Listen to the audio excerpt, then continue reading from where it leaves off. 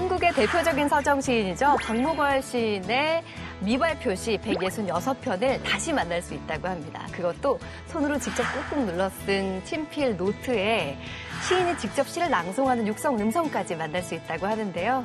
박목월 시인이 세상을 떠난 지 46년이 지난 2024년에 이것이 어떻게 가능한 일일까요?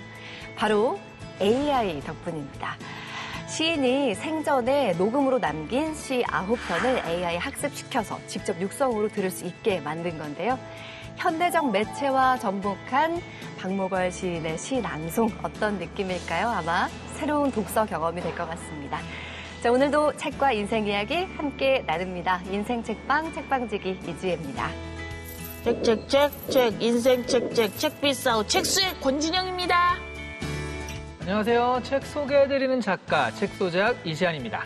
첫 번째 코너 아는 척 책방입니다. 오늘부터는 아는 척 책방이 확 새로워졌다고 들었습니다. 어떻게 바뀌었나요? 오늘부터는요. 1980년대부터 지금까지 시대별 베스트셀러를 좀 살펴볼까 합니다. 음악도 이렇게 딱 보면 그 시대 배경과 분위기를 파악할 수 있잖아요. 책도 그렇지 않을까 싶어요. 그렇죠. 그 당시에 베스트셀러를 살펴보면 이때 사람들은 이런 생각을 했구나. 또는 이런 사회의 흐름이 있었구나. 네. 이런 걸 살펴볼 수가 있거든요. 그렇네요. 우리가 그런 걸 살펴보면서 80년 되면 벌써 40년 전이에요. 그럼요. 네. 그때부터 지금까지 그 우리 사회의 한번 트렌드를 살펴볼까 합니다.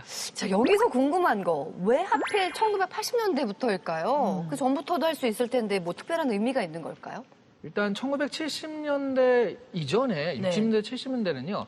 먹고 살기가 너무 바빠가지고 책을 그렇게 많이 읽을 수 있는 그런 시대가 아니기도 했고요. 그리고 또 그 이후로 80년대 그때부터는 좀 책도 한글화되면서 되게 쉽게 책을 읽을 수 있는 시대가 됐습니다. 그리고 정말 결정적인 이유가 있습니다. 뭐냐면 교보문고가 그때 처음으로 81년에 처음으로 생겼어요. 1100평 규모로 60만 권의 장서를 가진 당시만 해도 엄청난 규모잖아요. 네. 이런 게 생기면서 베스트셀러를 집계 할 수 있게 된 겁니다. 네. 오늘은 81년과 82년 베스트셀러를 좀 살펴보도록 하겠습니다.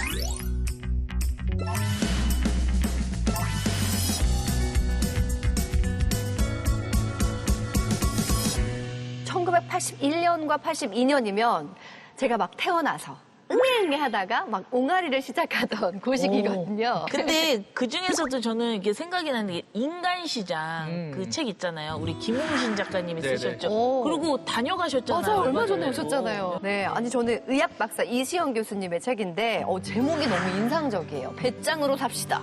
81년, 82년의 베스트셀러 잠깐 봤는데 이걸 보면서 짐작되는 사회상이나 뭐 그런 거 혹시 있으세요? 1981년이면은 제5공화국이 탄생했던 때잖아요. 사회적으로 뭔가 뭐 5.18, 광주의 아픈 기억이며 뭐 군 정부의 어떤 그런 어두운 모습들? 좀 어둡고 침울한 시기였던 것 같아요. 세시봉 알아요, 영화? 세시봉 알죠? 그거 알죠. 보면은 막 치마 길이도 갖고 다니면서 막 이렇게 재고 머리 이렇게. 단발머리도 귀미 몇 센치인지 재고 막 이랬던 게 기억이 나요. 그러니까 이제 80년대가 됐는데도 여전히 통행금지 같은 것도 존재했고 그리고 과외 수업도 그 금지가 되어 있었고 그 언론 검열 그러니까 이런 것들이 그 어느 때보다 강하기도 했었던 그런 때입니다. 그래서 이 책도 그 암울함을 표출하는 책들이 많아요.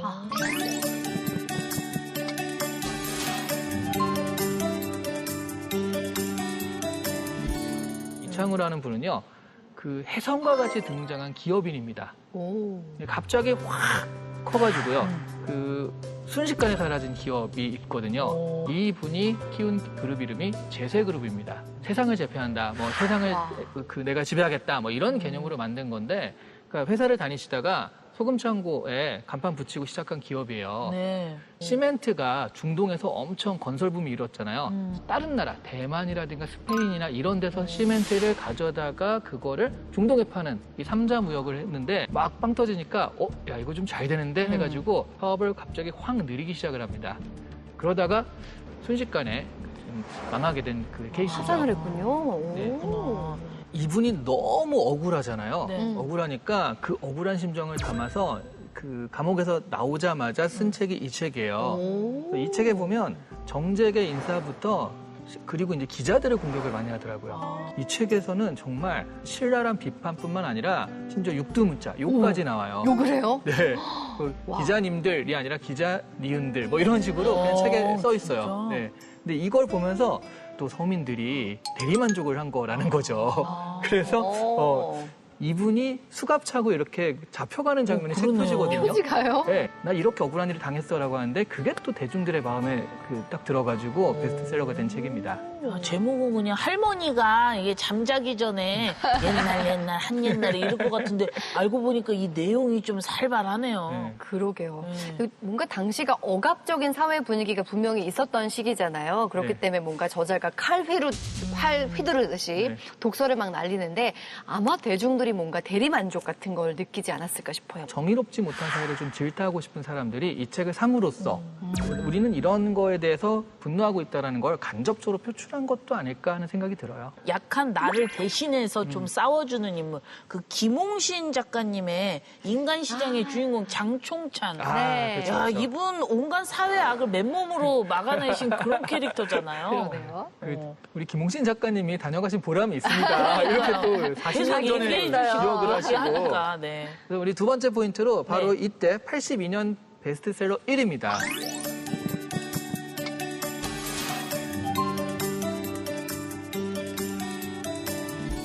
이것도 마찬가지로 패한 어떤 권력이라든가 사회 그 기득권 세력들에 좀 저항하고 그리고 그들이 만들어내는 범죄를 해결하는 이야기예요.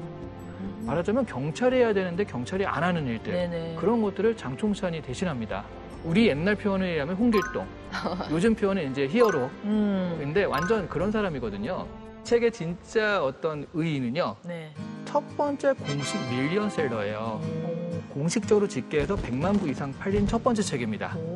그래서 전체적으로 560만 부 정도 판매가 됐다라고 하는데 네. 그 뒤로 TV 드라마, 영화 같은 것도 됐고요. 리메이크도 되면서 인간시장은 아직도 많은 분들이 기억하는 명작으로 남아있죠. 맞습니다. 그러니까 소설을 통해서 뭔가 답답한 세상에 대한 갈증을 좀 해소를 했지만 사실은 달라진 건 없는 거잖아요, 현실 속에서. 그러면 이 현실을 좀 뭐 바꿀 만한 뭔가 실용서? 이런 것도 좀 관심을 가졌을 것 같거든요. 그래서 이게 좀 답답한 현실이니까 그냥 이렇게 대리만족하는 건데 현실은 아무것도 못하는 거잖아요. 현재에서는 가능성이 없으니까 미래에서 찾자라고 해서 미래 예측서죠. 엘빈 도플러의 제3의 물결이라는 네. 책이 이때 네. 처음으로 인기를 끌기 시작을 합니다.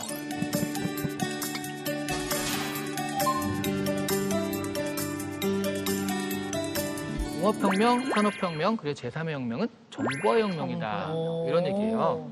인류 문명사의 발달사를 이런 식으로 정리를 하다 보니 지금 우리는 이제 정보화 혁명 시대에 들어서고 살고 있다. 네네네. 그러니까 우리가 이제 정보화 혁명을 해야 된다. 근데 어쨌든 이 80년대 이 엘빈 토플러의 책을 보고 감명을 받으신 분이 한 분 있습니다. 이분이 감명을 받아서 이게 좀 바뀌었어요. 우리나라의 그러면 흐름이. 지도자겠네요. 그렇죠. 누굴까? 바로 김대중 전 대통령. 오. 그때 이제 내라는 모 조작 사건으로 감옥에 있으면서 책을 접하시고 그래 정보화 혁명 시대다. 우리나라도 이렇게 돼야 된다. 라고 생각을 하셔가지고 나중에 집권을 하신 다음에 이 정보화 혁명 여기에 엄청 힘을 쓰신 거죠. 네네네. 정보통신 기술하면 우리나라가 그 어떤 나라에 비해서도 아주 뒤지지가 않잖아요. 네. 근데 어떻게 보면 요 시작이 1981년도에 출간됐던 제3의 물결이었구나 싶네요. 맞습니다. 베스트셀러를 시대별로 이렇게 보다 보니까 그 당시에 유행했던 책은 그 시대를 보여주는 거울이구나라는 생각도 함께 하게 되었는데요. 어떤 시간들이 계속 아는 책 책방을 통해서 펼쳐질지 기대가 됩니다. 다음 시간도 기대할게요.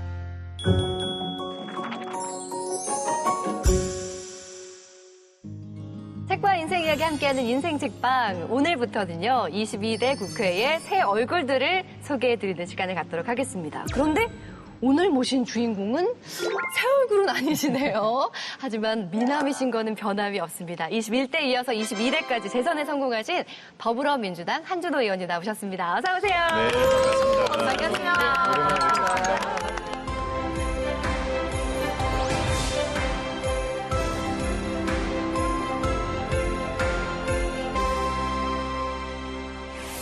오늘 오늘 나오신다는 얘기 듣고 권진영 씨가 벌써부터 이렇게 화색이 돕니다. 원래 굉장히 냉정한데 아침부터 설렜습니다. 예. 네. 빈말이라도 듣기 좋습니다. 아니요, 굉장히 외모 지상주의자라 이 말은 아주 진정성이 있어요. 아유, 또 그걸 또. 네, 일단 재선 축하드립니다. 네, 축하드려요. 고맙습니다. 이게 그냥 재선이 아니고요. 61.2% 정말 와. 압도적인 득표율로 당선이 되셨는데 네. 게다가 고양시 현역 의원들 중에서는 유일하게 재선이 되셨다고 들었어요. 그렇죠. 그러니까 고양시 을이란 지역구 내에서도 네. 민주당으로서는 첫 재선이고요. 그리고 저희가 이제 퍼센테이지를 말씀하셨는데 득표 수로는 영남, 호남을 제외하고는 전국 최다 득표를 했습니다. 와. 약간 자랑을 하십니다. 진짜 너무 소감이 남다르실 것 같아요. 국회의원들이 이제 4년 임기로 돌아가기 때문에 네. 뭐 재선이 됐던 3선이 됐던 다시 선택을 받는 게 굉장히 어려운 일이긴 한데 뭐 그럼에도 불구하고 아직 할 일이 남았다. 이런 표심으로 읽고 있습니다. 네. 뭔가 성적표를 받은 것 같은 기쁨이 그럼요. 있으실 것 같아요. 21대 국회에서 초선임에도 불구하고 굉장히 눈에 띄는 활약을 보여주셨거든요. 이번에 압도적인 득표율도 아마 그런 기대가 그대로 반영된 것이 아닌가 하는 생각도 드는데요. 21대 국회 당시에 가장 기억에 남는 성과 있을까요? 우선 입법 성과로는 딱 만으로 4년 전쯤 되는 것 같은데 당시가 코로나로 아이들이 학교를 못 가던 시기였어요. 그때 저희가 EBS 공사법을 최초로 개정을 해서 네. EBS에서 아이들을 위한 온라인 교육을 할 수 있도록 법적 근거를 만든 그런 사례가 제1회 의정대상, 국회에서 주는 와. 의정대상을 받기도 했고 지금도 EBS가 아이들을 위한 온라인 교육을 하는데 근거 법안이 되고 있습니다. 그게 가장 기억에 남고요. 그리고 제가 소문을 들었거든요. 네. 우리 의원님께서 지역구가 그 고양시 을이죠. 네. 예, 근데 이쪽 부분이 그렇게 복지가 좋다고 그래요? 소문이 자자하더라고요. 그래서 찾아봤더니 이 의원님 얼굴 자체가 복지다. 이런 소문이 있더라고요. 인정하시죠? 여기 나오니까 권진영 씨 때문에 아주 기분이 좋아요. 아니 진짜 제가 조사를 해봤다니까요, 의원님. 실제 이제 그 지역 내에 네. 어머니들이 굉장히 학교에 보내는 초등학교에 보내는 어머니들이 많고 제가 4년간 정책적으로 특히 어린이에 대한 정책들을 집중적으로 한 건 맞아요. 네. 그래서 얼굴 복지보다는 네. 이렇게 아이들에 대한 복지가 좀 늘어서 아. 그런 것들이 좀 팬심으로 오는 게 아닌가 싶습니다. 야, 또 겸손하시기까지 하시네요, 정말. 네. 우리 한준호 의원님의 인생책을 통해서 인생과 책 이야기 나눠보겠습니다. 오늘 골라주신 인생책은 바로 이 책입니다. 천상병 시인의 유고 시집이에요. 나 하늘로 돌아가네. 어떤 책인지 만나볼까요? 나 하늘로 돌아가네는 1993년 4월 천상병 시인이 세상을 떠난 후 아내 문순옥 여사가 수필집 날개 없는 새짝이 되어를 펴내면서 남편의 유고를 모아 펴낸 시집입니다. 이 시집에는 천상병 시인이 세상을 떠나기 전 마지막으로 쓴 시 5월의 실록을 포함한 총 40여 편의 시와 그의 일기, 그리고 천상병 시인을 사랑한 사람들이 쓴 천상병 이야기가 담겨 있습니다. 나 하늘로 돌아가리라. 아름다운 이 세상 소풍 끝내는 날 가서 아름다웠더라고 말하리라. 천상병 시인의 가장 유명한 시죠. 귀천인데요. 이 책을 인생책으로 골라주신 걸 보면은 우리 네. 의원님께서도 가장 좋아하는 시인인가 봐요. 네, 천상병 시 굉장히 제가 개인적으로 그 인생을 담고 싶었다라고 느낄 정도로 좋아했던 시인이고 이 책을 처음 접했을 때가 제 인생에서 가장 우울했던 시기에 책을 접했습니다. 그런데 뭐 친구에게 가서 1,000원, 3,000원 받아서 아이스크림 사 먹고 맥주 한 잔 마시고 그리고 남의 집에서 몇 개월씩 신세를 져도 그 당당함. 두 번째는 그 1,000원, 3,000원에서 오는 행복.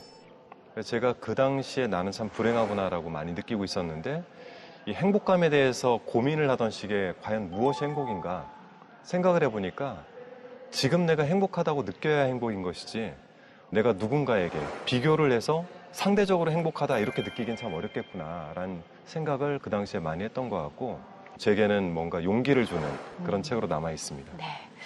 의원님께서 인생책으로 선정해 주신 바로 이 책 나 하늘로 돌아가네는요. 천상병 시인의 유고 시집입니다. 그런데 천상병 시인의 유고 시집에 약간 특별한 에피소드가 있다고 들었거든요.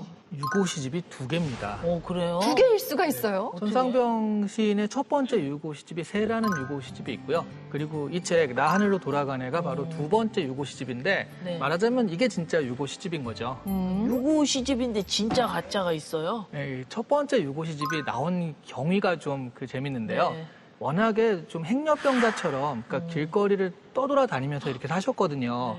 한 번은 부산에 갔다가 서울로 올라오는데 성북구에 사는 친구를 찾아서 가려고 자전거가 앞에 있어가지고 정신이 그렇게 온전하지 않으셔서 타고 갔는데 그게 절도죄로 잡힌 거예요. 경찰서로 가니까 경찰서에서 이 사람은 정신이 좀 이상한 것 같아 라고 해서 정신병원에 넣어버려요. 네. 근데 그게 주변에 아무것도 알려지지 않으니까 주변 사람들이 느끼기에는 갑자기 실종이 된 거죠. 그리고 연락이 안 되니까 길거리를 왔다 갔다 하다가 결국 돌아가셨구나 생각을 해서 아니 시인인데 시집 한 번 못 내고 이렇게 하는 건 억울하다 해서 주변 친구들이 시집을 내준 게 바로 이 첫 번째 유고 시집 새입니다. 그래서 이제 나왔는데 나중에 보니까 살아있다는 게 알려지거든요. 그래서 이제 그 2번째 유고 시집이 이렇게 된 거죠. 그렇구나. 순수하고 천진난만한 마치 초등학생이 쓴 것 같은 시에서 이렇게 네. 위로를 위로를 찾으셨다니 어떤 책인지 점점 더 궁금해지는데요. 우리 한준호 의원님의 인생 책과 함께 책과 인생 이야기 나눠보겠습니다. 키워드를 통해서 알아볼까요? 자, 첫 번째 키워드는 바로 소확행의 자유인입니다. 네, 소확행이라는 말은 이제 다들 아시죠. 소소하지만 확실한 행복을 얘기하는데요. 우리 천상병 시인은 한국 문단에 있어서 굉장히 자유로운 영혼으로 알려져 있습니다. 굉장히 따뜻한 시선을 가지고 있으면서도 천진난만하고 항상 긍정적인 마음을 가진 사람으로 알려져 있는데 당시에도 흔치 않았던 기인에 가까운 자유인이었다고 들었어요. 네, 천상병 시인에 대한 그 지인분들이 쓴 글들이 책 뒤편에 나오는데요. 예를 들어 그러니까 지인의 집에 들어가서 몇 달을 기거를 할 때는 꼭 자정 무렵에만 그 집을 들어가는 거예요. 너는 왜 이렇게 늦게 들어오니? 라고 자꾸 물어보니까 너무 일찍 들어가는 것도 민폐니 아마 밖에서 기다리다 아마 자정 무렵에 들어갔던 것 같습니다.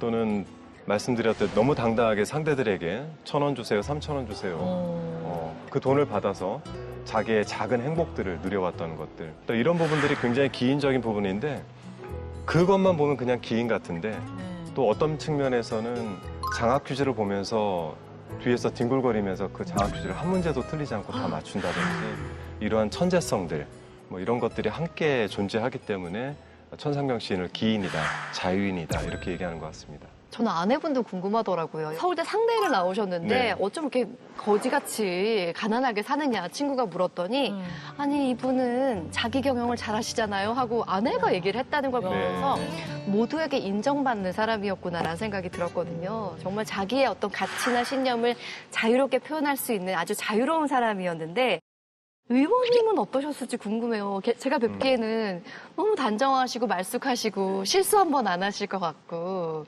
어떻게 보면은 뭔가 규칙 가지고 자신만의 규칙이 있으실 것 같거든요. 맞아, 의원님 외모에 막 나 1,000원만 2,000원, 3,000원 만 원씩 줘요. 상상이 안 되잖아요. 만 원씩 줘, 10만 만 원씩 원씩 줄 것 주고. 같아요. 네. 저도 비슷한 경험들이 좀 있기는 해요. 그래요?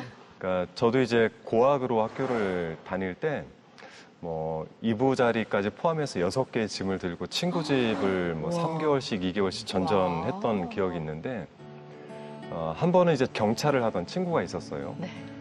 학교를 가려고 보니까 정말 지하철 탈 돈도 없는 거예요. 근데 마침 그날 친구가 성수역까지 같이 따라 나왔어요. 네. 가다가 뒤돌아서서 경찰아 돈 있으면 2,000원만. 그랬더니 그 친구가 화를 내면서 주머니에서 꼬깃꼬깃 10,000원짜리를 하나 주면서 밥도 먹어하고 이렇게 줬던 기억이 좋은 나는데 친구다. 네. 천상병 시인께서도 아내가 잘 버는데 이 얘기를 가끔씩 하시는데 그런 측면에서 저도 이제 그 천상병 씨의 자유인 같은 사람들이 제가 표면적으로는 굉장히 절제된 삶, 조금 냉정한 면들 네. 이런 것들이 표면적으로는 많이 있지만 그 표면적인 삶 뒤에는 저 개인적으로는 좀 발버둥 치는 사람들이 그 안에 좀 숨겨져 있어서 저도 그래서 이 천상병 시인의 모습을 보면서 숨겨진 나의 모습을 보는 것 같기도 하고 그렇습니다. 저는 내면적으로는 굉장히 자유인에 가깝습니다. 그리고 이 천상병 시인이 정말 소확행을 즐기셨잖아요. 이분은 보니까 한 잔의 커피, 네. 한 갑의 담배, 한 사발의 막걸리, 그리고 버스값만 있으면 그렇게 행복해 하셨다고 하시더라고요. 진짜 욕심이 이렇게 없으실 수 있나 이런 생각이 들 정도였어요. 저는 개인적으로 그런 생각이 들어요. 행복은 멈춰야지 보인다. 멈춰야 돼요. 계속 가고 있는 사람에게는 행복이 보이지가 않는다. 왜냐하면 행복은 지금 이 순간에 존재를 하는 것인데 자꾸 앞으로 전진을 하다 보면 누려야 될 행복들은 다 지나쳐 가거든요. 저는 그래서 제 개인적으로 행복을 느끼고자 할 때 뭔가를 이루었을 때는 아무것도 하지 않습니다. 당분간은 아무것도 하지 않아요. 기울기가 기울어진 곳을 올라가는 것보다 계단을 올라간다고 생각을 해서 우선 한 곳에 올라가고 나면은 잠깐 멈추고 낮추고 주변을 살피는 버릇이 좀 있어요. 네, 그런 데서 행복이 오는 것이 아닌가 생각해서 소확행도 마찬가지입니다. 이게 작은 데서 행복을 느끼면 잠시 그걸로 만족을 해야 되는데 이걸 얻고 나서 뭔가를 더 얻으려고 하면 그때는 행복을 느낄 수가 없다. 이런 생각이 좀 들곤 하죠. 이 천상병 시인 같은 경우는 빈 것을 주변 친구들이 많이 채워주더라고요. 1,000원만 했을 때 그거 주는 사람들이 있었다는 거. 네네네. 저희가 그 정현종 시인이라고 그 현역 시인이신데 이분한테 수업을 들은 적이 있어요. 근데 이 그 천상병 시인 얘기를 해주신 적이 있거든요. 그러니까 이 친구가 와가지고 맨날 1,000원씩 걷어간다. 그래서 친구들이 그 별명을 원만이라고 불렀대요. 네, 원만이 또 온다 뭐 이런 식으로 해가지고 그 얘기를 듣고서 또 이걸 보니까 이거야말로 기인의 삶, 행복한 삶이구나. 이런 친구들이 있다는 게 이런 생각이 들더라고요. 이 책에서도 그 얘기가 나오는데 잠깐 좀 읽어드릴게요. 네. 하루는 천상병 시인이 관철동에 있는 내 직장으로 찾아왔다. 예고도 없이. 민영, 민영, 민영. 편집실 입구에 서서 그가 오지항아리 깨지는 소리로 나를 불렀다. 이크, 또 세금 받으러 왔구나. 나는 재빨리 1,000원짜리 한 장을 호주머니에 넣고 그의 곁으로 달려갔다. 야, 근데 어떻게 상습적으로 이렇게 찾아오는데 매번 돈을 줄 수 있는지.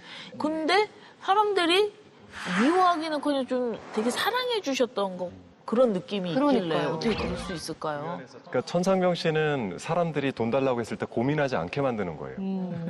천상병에겐 1,000원만 주면 된다.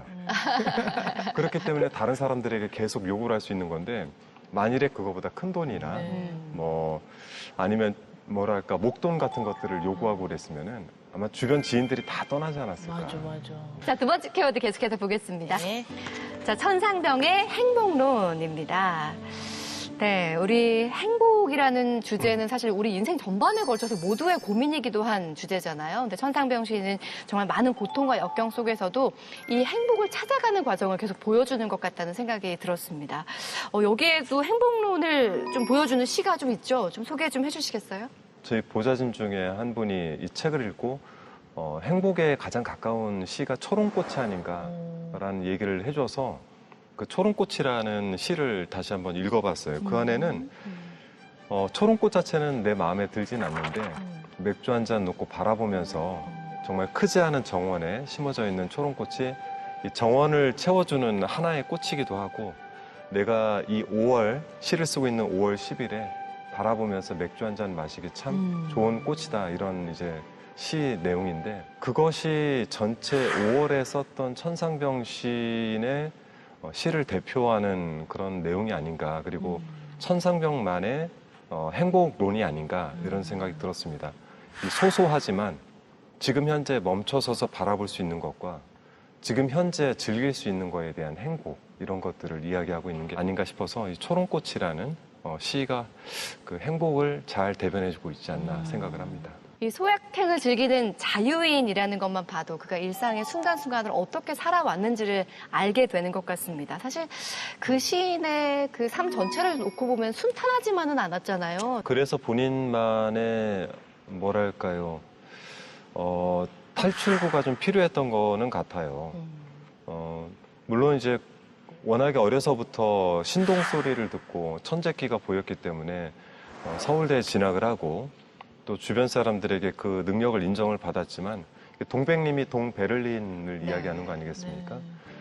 동베를린에서 북한을 다녀왔다라는 친구를 고발하지 않았다라는 죄로 이제 끌려가서 고문을 받고 그 후유증이 굉장히 컸었던 것 같은데 자기가 그럼에도 불구하고 내가 어떻게 살아가야 될까 삶을 놓지 않고 끊임없이 고민은 했던 것 같습니다. 자기를 드러내지 않고 사람들 앞에 나서지 않고 그 가운데서도 자기가 할 일들을 찾아서 하고 그런 삶을 해서 늘 고민이 많았겠구나 이런 생각은 좀 많이 그 시를 읽으면서 해봤고 사실 시집의 유고 시집의 시보다 저는 주변에 지인들이 써준 천상병에 대한 이야기가 굉장히 많이 와닿았었는데 말씀드렸듯 이 시를 접했던 시기가 제가 군 시절이었었고 굉장히 어려웠고 힘들고 미래가 전혀 보이지 않는 상태에서 어떻게 살아야지 라고 고민할 때 봤던 책인데 이 책이 얘기해 주는 거는 지금 현재를 집중해라 이야기가 들리는 듯 했었어요. 지금을 집중해라. 지금 집중하면 곧 앞이 나아질 것이다. 이런 생각이 들었던 것 같습니다. 맥주로 그렇게 행복해 하시더라고요. 맥주라는 시를 보니까 나는 요 사이에 맥주 2병으로 만족한다. 오전 10시에 한 병 마시고 오후 2시에 한 병 마시고 그리고 친구 만나서 1,000원만 이렇게 하고 나누시는 거예요. 근데 정말 삶이 무겁고 힘들었음에도 불구하고 거기에 몰입하지 않고 뭔가 가벼워지려고 되게 애를 쓰신 진정한 행복을 찾으러 다니는 분이었다는 생각이 드는데요. 국회의원이라는 직업도 사실 우리 시민들의 행복을 지키는 자리라고 할 수 있잖아요. 네. 우리 누군가의 행복을 떠안았다는 거에 있어서 책임감이 좀 무거우실 것 같아요. 국회의원 생활을 하면서 여러 가지 이제 그 어깨 무게를 좀 느낀 적이 있었는데 저희 지역에서 그 이태원 참사 때 3분이 돌아가셨어요. 그 중에 한 사람이 배우였던 이지한 군이라고 네. 그 참사가 있고 나서 부모님이 저를 찾아오셨어요. 찾아오셨는데 이분들이 정말 늦게 아이를 낳고 애지중지 아이를 길렀고 아이가 참하고 착한 그런 청년이었었는데 그때 정치인으로서 그런 생각을 했죠. 그때의 국가의 안전망들이 제대로 돌아갔다면 이런 참사가 없었을 거고 지금도 전도 유망한 배우로서 또 아이를 길러낸 부모로서 행복했을 텐데 그런 행복들이 사라지고 뭐 극단적인 선택도 여러 번 시도를 하시고 그런 모습을 보면서 정치인으로서 굉장히 어깨에 좀 무거웠다라는 생각이 좀 들기도 했고 민생 현안 안에서 하루를 정말 잘 살고 내 가족과 행복하려고 노력하는 사람들을 많이 만나게 됩니다. 그 과정들을 조율해내는 이 과정 하나하나가 참 어려운데 그 과정 중에 이 국민들의 행복을 어깨 위에 이고 있구나라는 생각을 아주 자주 하게 돼요. 제 기억에는 육아책도 쓰셨던 기억이 나는데 네, 맞습니다. 그죠? 아이가 3이나 있으시거든요. 1등 아빠네요. 네. 제가 아마도 MBC 직원 중에서 남자 최초의 육아휴직을 아마 맞아요. 썼던 걸로 기억을 하고 그 시기에 셋째 아이를 낳으면서 네. 셋째 아이를 낳고 육아휴직을 하면서 그 육아책 남자들이 읽어야 되는 아빠가 읽는 임신 육아 출산책을 썼었죠. 근데 이제 아이들이 다 크니까 네. 그 어렸을 때 기억이 잘 나질 않아요. 네, 너무 스윗하고 따뜻한 아빠일 거라는 네네. 생각이 들어요. 그렇기 때문에 지금의 아빠 모습도 굉장히 아이들이 존경하고 좋아할 것 같아요. 친구 같은 아빠가 되려고 노력을 합니다. 네. 어제는 아이 셋하고 같이 네. 집 근처에 있는 데 가서 냉면을 먹었는데 오. 지금 아이들 둘은 대학을 다니고 있어서 와, 다 키우셨네요, 정말. 네. 거의 볼 시간이 없어요. 오. 오늘은 꼭 하루 좀 얼굴 좀 보자라고 해서 아이들이 다 집으로 오고 네. 같이 어제 저녁 식사를 하러 나갔다 왔습니다. 근데 정말 그 많은 그 시민들의 행복을 위해서 자신의 행복은 약간 좀 미뤄두시는 거잖아요. 이 가족들하고 식사하는 게 이벤트일 만큼 정말 바쁘게 의정활동을 하고 계신데 일상을 좀 행복하게 만드는 순간이 있다면 어떤 걸까요? 제일 좋아하는 시간은 조금 일찍 집에 들어가는 날 막내 아이하고 게임하는 걸 좋아합니다. 오, 게임을 진짜 하세요. 다르시다. 그래서 막내 아이하고 그 플레이스테이션을 주로 하는데 네. 막내가 게임하는 걸 보는 것도 좋아하고 네. 뭐 2인 플레이하면서 같이 대화하는 것도 좋아하고 어. 최근에 글러브와 공을 사서 네. 막내 아이가 중학생이라 네. 막내 아이하고는 가끔 캐치볼을 하는데 특히 요즘은 이제 다 큰 아이들은 어쩔 수가 없고 네네. 지나가서 막내 아이하고 보내는 시간이 가장 행복한 것 같아요. 베푸네요, 베푸. 그러니까요. 배품. 그래도 정말 바쁜 와중에 시간을 쪼개서 행복을 찾아가시는 것 같아서 참 다행입니다. 네. 그래도 우리가 좀 쉬게 해드리는 시간 있잖아요. 그러니까 의원님 너무 지금 바쁘게 일상 자체가 너무 바빠요. 그래서 잠시 쉬어가는 휴게소 같은 코너를 준비했습니다. 그래요? 네. 권진영의 결정 OX 시간입니다. 그래, 제가 그래서 이게 네, 노예였구나. 몇 가지 질문을 드리면 오래 생각하지 마시고 결정을 해주시면 됩니다. 네. 자, 첫 번째 질문 드리겠습니다. 압도적인 투표율로 당선될 수 있었던 이유 중에 하나는 내 외모 덕이 좀 있다고 생각합니다. 하나, 바로 둘, 셋. 찍으셨어요? 의원님도 아셔, 의원님이 그러니까. 잘생겼잖아. 진짜 아니라고 하면 화낼 뻔했어요. 이거 모를 수 없거든요. 그러니까. 매일 거울을 보는데. 예. 지역을 다니다 보면 네. 사진을 찍자는 분들이 많아요. 오. 사진 찍자는 분들 많고 사인 받는 분들도 꽤 많으시고 네네. 팬이란 분들도 많이 계시는데 저는 이제 강하게 그게 의정활동을 잘해서다라고 주장을 하고 있는데 주변에서는 아무래도 아나운서 출신이다 보니 일반인들과 조금 다른 외모를 네. 가지고 있지 않습니까? 그런 부분들이 좀 작용을 한 게 아닌가 그럼요. 생각을 하고 있습니다. 다음 질문 드리겠습니다. 프로 이직로로 불리는 한준호 의원, 정치인을 그만두고 난 후 이직하고 싶은 분야가 있다? 하나, 둘, 셋. 궁금하네요.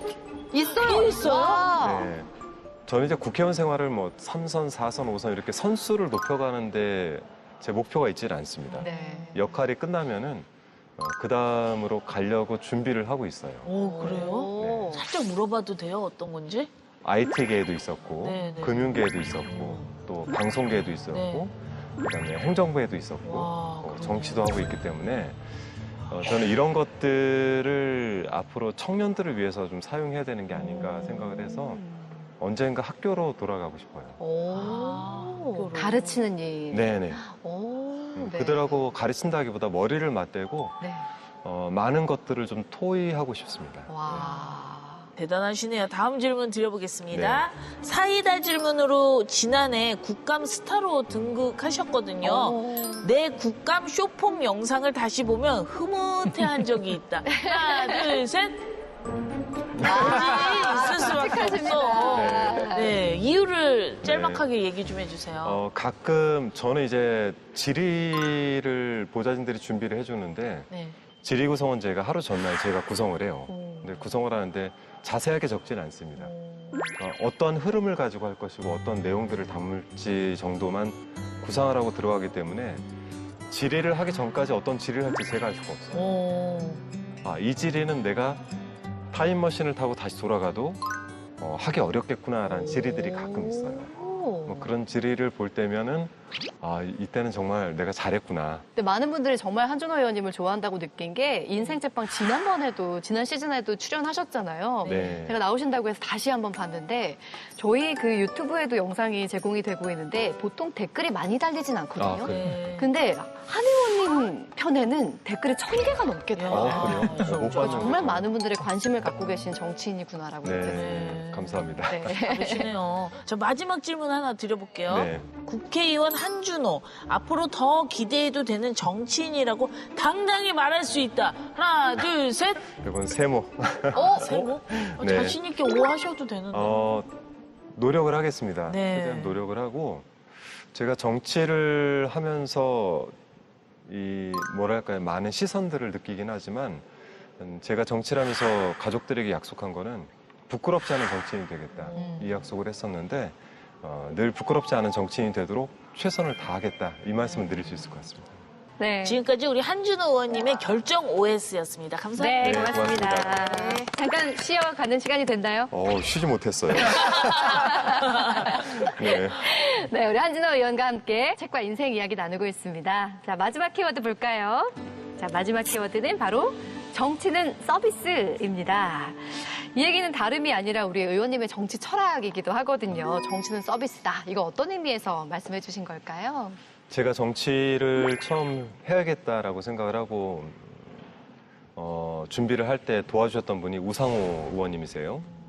근데 저한테 어떤 정치를 할 겁니까? 근데 정말 머리가 하얗더라고요. 그래서 뭐 주저리 많은 이야기를 했는데 그럼에도 불구하고 정치가 국민들 눈에는 맞지 않는 것 같습니다라고 했더니 왜 눈에 맞지 않습니까? 라고 물어보시는 거예요. 자꾸 새로운 정치를 이야기하시는데 국민들은 본인들이 필요한 거를 원하지 새로운 걸 원하는 것 같지 않습니다. 이거를 해줄 수 있는 정치가 없는 것 같습니다. 라고 했더니 우상호 선배께서 그 얘기를 하신 거예요. 정치는 서비스로 접근을 해야 될 때가 온 것 같다. 당신은 서비스 정치를 한번 해보세요라고 얘기를 해주셨습니다. 그게 굉장히 마음에 와닿았었고 나는 앞으로 정치를 할 때 새로운 정치를 이야기하기보다 필요한 정치를 하고 필요한 정치를 위해서는 많은 소통을 해야 되고 그 소통을 통해서 국민들에게 정치를 효능감 있게 느낄 수 있도록 서비스해야 되겠다. 이런 생각을 가지고 지난 4년간 해왔고 또 앞으로도 그런 생각을 지속적으로 정치에서 실현해 보려고 노력을 할 것 같습니다. 진짜 많은 국민들이 기대를 하면서 바라보는 정치인 중에 한 분이시잖아요. 지금 이 현 시점에서 국민이 바라는 정치 서비스 어떤 거라고 할 수 있을까요? 이 단어가 누가 쓰냐에 따라 가지고 좀 다를 것 같은데요. 정말 공정하고 상식적인 것을 원하는 것 같습니다. 그러니까 정치는 다른 게 아니라 결국 국민의 세금을 어떻게 공정하고 상식적으로 나누어 쓸 것인가를 고민하는 것인데 이 정치가 그런 고민들을 하지 않고 국민들의 세금들을 본인들의 생각대로만 쓰게 된다면 본인들 생각대로 쓴 그 세금으로 인해서 행복을 잃는 국민들도 생길 수가 있고 국민들이 누려야 되는 기본적인 사회가 무너질 수 있기 때문에 정치에서 가장 중요한 국민들이 필요로 하는 것은 공정과 상식이 아닐까라고 생각을 합니다. 정말 많은 분들이 22대 국회에서 우리 한준호 의원님의 활약을 기대하고 계실 텐데요. 22대 국회에서 정치는 서비스다라는 네. 이 철학을 어떻게 구현하게 되실지 계획이 궁금합니다. 우선은 제 자신 스스로가 좀 더 공정하고 상식적인 선에서 정치를 하려고 노력을 해야 될 것 같고요. 정치에 대한 혐오감을 국민들에게 해소해드리기 위해서 보다 많은 제 구두가 좀 달아 없어야 될 것 같습니다. 국민들께서 권한을 주신 것이지 사실 권력을 주신 건 아니거든요. 그 주신 권한들이 국민들을 대의에 잘 효능감 있게 실현될 수 있도록 하루하루 저를 성찰하면서 앞으로 4년을 보낼 생각입니다. 저는 개인적으로 궁금한 건데요. 네. 제가 예전에 아나운서 시절에 선배님을 뵀을 때도 네네. 그러니까 항상 지금 이 모습에 이 목소리셨거든요. 아, 네. 차분하고 그러니까 지금 뵙기에도 그냥 뭔가 따뜻한 카리스마가 느껴지는 분이신데 네. 사실 정치인은 정치하려면 목소리도 커야 되고 네, 가끔 네. 이렇게 화도 낼 수 있어야 되고라고 많이 얘기하잖아요. 그럼에도 지금의 모습을 네. 지킬 수 있는 비결이 뭐가 있을까요? 글쎄요. 제가 말씀드린 대로 저는 계단을 올라가면 잠시 멈추는 습관이 좀 있어요. 그 이야기는 뭐냐면 지금 예를 들어 재선 의원이 됐다라고 하면은 야 이제 지역도 안정이 됐고 난 3선은 당연하게 갈 거야. 이제 좀 누릴 것 좀 누려봐야지 라고 생각하는 것보다 단지 나는 지금 직업이 국회의원일 뿐이야. 언젠간 놓고 나는 한준호로 다시 돌아가야 되고 아빠로 돌아가야 되고 그리고 뭐 남편으로 다시 돌아가야 되는데 이것은 내게 잠시 주어진 것일 뿐이야. 고향 을이란 지역도 누군가는 다시 와서 정치를 하셔야 되는 곳이라 이 지역에서 그분이 올 때까지 제가 맡아서 잘 할 뿐이고 내가 돌아갈 곳을 늘 준비하고 있자 이런 생각입니다. 멋지네요. 자, 오늘 한준호 의원과 함께 인생책 이야기를 나눠봤는데요. 오늘 인생책으로 선정하신 천상병의 유고 시집 나 하늘로 돌아가네 이 책을 통해서 꼭 전하고 싶은 메시지가 있다면 어떤 걸까요? 여긴 다 이제 방송을 해보신 분들이라 포즈라는 단어를 잘 아시죠? 네. 잠깐 멈추는 거. 네. 영어 단어로는 PAUS, pause라고 하는데 이게 일을 하거나 말을 하는 걸 잠시 멈춘다라는 뜻입니다. 저는 청상병 씨 시집을 다시 한번 읽어보면서 이 시집에서 이야기하는 게 이 포즈를 이야기하는 게 아닌가. 우리가 행복을 느끼기 위해서는 말을 잘하는 것도 사실 말을 많이 하는 게 중요한 게 아니라 중요한 말을 앞두고 잠시 멈추는 게 더 중요하듯이 행복을 느끼기 위해서는 그 행복을 누리기 위해서 잠시 멈출 필요가 있다라는 생각이 들었고 우리 인생을 살면서 잠깐의 포즈를 두시는 것도 어떤가라는 생각이 들어서 그 포즈를 한번 이 천상병 시인의 유고 시집을 통해서 한번 느껴보시기를 추천드리겠습니다. 네. 자, 포즈를 잠깐 두고. 권지정 씨, 오늘 만나본 소감 어떠셨어요? 아, 우리 의원님 보니까 왠지 이렇게 좀 쉼표를 쉬어가는 그런 네. 느낌이어서 힐링이 되고 좋았고요. 그리고 정치는 서비스라고 말씀하셨잖아요. 네. 근데 갑자기 그 문구가 떠올라서 물은 셀프 서비스. 하지만 우리 의원님은 네. 셀프 서비스 아니십니다. 네. 구두 뒷굽으로 보여주실 겁니다. 그렇죠, 의원님? 네, 맞습니다. 앞으로 많은 정치 서비스 기대하도록 하겠습니다. 네, 네. 제가 5년간 신었던 구두가 너무 낡아서 버리고 새 구두를 샀어요. 아. 네, 이 구두가 또 닳도록 열심히 뛰도록 하겠습니다. 알겠습니다. 알겠습니다. 응원하겠습니다. 자, 이시안 작가님 간단한 추천평 부탁드릴게요. 네. 호지로 이렇게 잘릴 것 같아요 지금.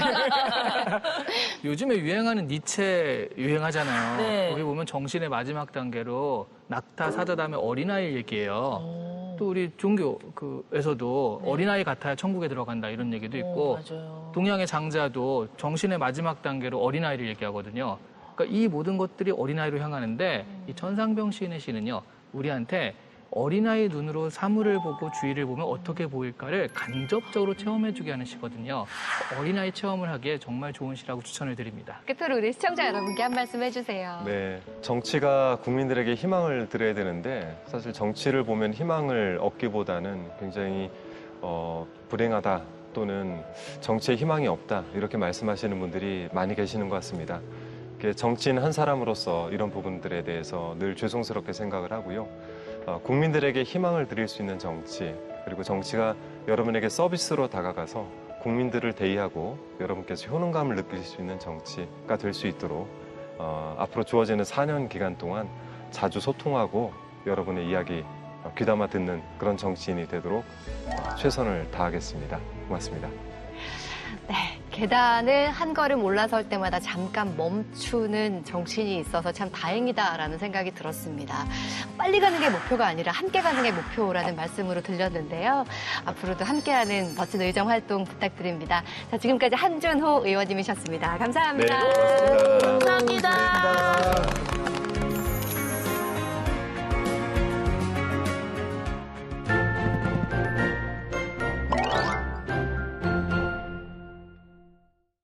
초여름에 접어드는 6월. 어디론가 훌쩍 떠나기 딱 좋은 날씨죠. 오늘은 더 더워지기 전에 어디로 여행 갈까 고민하는 분들을 위한 책을 가져와 봤는데요. 전문가의 금주의 서평, 국교도서관과 함께하는 화제의 도서도 준비했으니까요. 끝까지 함께해 주세요. 더도 말고 덜도 말고 딱 1초. 느슨해진 여행계에 긴장감을 줄 책이 왔습니다. 책 1초 여행 꿀팁은 1초 만에 외우고 1초 만에 써먹는 1초 암기법 34개를 담았는데요. 주차비 75% 아끼는 법부터 무료로 시티 투어를 하고 호텔 웰컴 선물을 받는 1초 필살기. 여행 초고수도 절대 말해주지 않는 찐 여행 비법까지 꿀팁이란 꿀팁은 싹 다 끌어 모았다네요. 예약, 출국, 기내, 실전 여행 팁까지 여러분도 딱 1초만 투자하시고요. 더 저렴하고 알차게 즐거운 여행 다녀오세요. 지하철, 버스, 날이 좋을 땐 자전거 타고 상쾌한 바람과 함께 반나절이면 충분합니다. 책 반나절 주말 여행은 서울을 중심으로 수도권에서 차로 1시간 내외로 접근할 수 있는 핫스팟 157곳을 담았는데요. 기분 전환에 좋은 숲과 호수, 그리고 바닷가, 따뜻한 즐거움이 있는 테마파크와 역사를 배우는 유적지, 그리고 아이들을 위한 놀이터까지 한 곳만 가기 아쉬운 분을 위해 1+1으로 주간 여행지도 담았습니다. 거창하게 계획하고 준비하지 않아도 마음만 먹으면 당장 떠날 수 있는 여행지들, 지금 떠나보세요. 22년 전 미제 사건. 증거는 현장에 남겨진 DNA와 반쪽짜리 CCTV 이미지. 그날의 범인을 잡을 수 있을까요? 살인사건을 추적하는 형사와 살인범 김상윤의 회고록. 둘 사이를 팽팽하게 오가며 진행되는 책 재수사. 이 책을 서평한 송주연 한신대학교 평화교육대학 교수는 충실한 보고와 사실적 묘사, 속도감 있는 사건 전개와 예상을 뒤엎는 결말, 소름 끼칠 만큼의 현실 감각이 돋보이는 서술은 신문기자 출신 장강명이 그의 장점으로 가지고 있었던 것들이기도 하다라고 극찬을 하는가 한편 한국 사회의 한복판을 가로지르는 이 차갑고도 깊은 응시의 시선이야말로 장강명의 소설 재수사를 가장 빛나게 하는 요소가 아닐까 한다라고 서평하기도 했는데요. 현실적 경찰 소설 재수사. 살인사건이 일어났던 2000년 신촌으로 함께 가보실까요? 국회도서관과 함께하는 화제의 책. 첫 번째로 소개할 책은 발견의 여행인데요. 응급실 의사인 저자가 6년간 자전거를 타고 누빈 86,209km의 여정을 담은 책은 도시와 자연을 종횡무진하며 세계 곳곳에서 만난 사람들과 그들의 삶과 질병과 죽음의 배경을 의학의 관점에서 탐구했습니다. 다음으로 소개할 책은 뉴요커, AP통신, 커커스 리뷰, 퍼블리셔스 위클리 등 언론의 극찬을 받고 미국 아마존 에디터가 선정한 이달의 최고의 책에 오른 책, 유튜브 제국의 탄생인데요.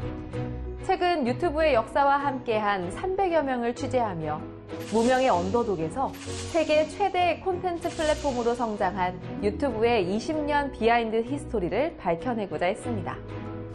마지막으로 소개할 화제의 책은 혼자 살기를 선택한 사람들의 미래를 그린 책, 솔로 에이저인데요.